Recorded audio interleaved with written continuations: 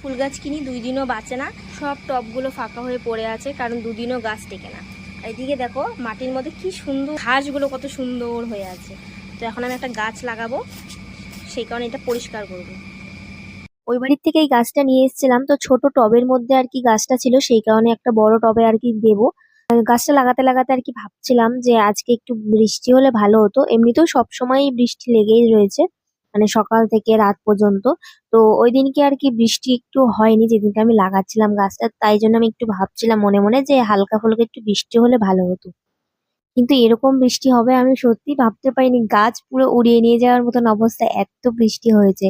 তো শুধু বৃষ্টি বলাও বোধহয় ভুল হবে, ঝড় বৃষ্টি একদম মিলিয়ে হচ্ছিল।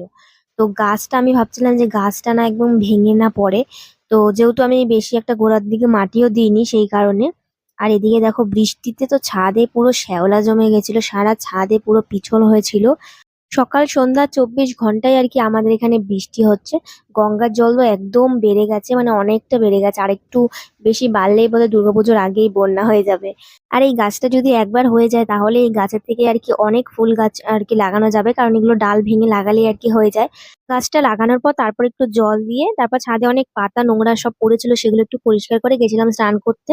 স্নান করে এসে ভাতটাও খেতে পারিনি, এর মধ্যে শুরু হয়ে গেছে ঝেঁপে বৃষ্টি, তার সাথে ঝড়।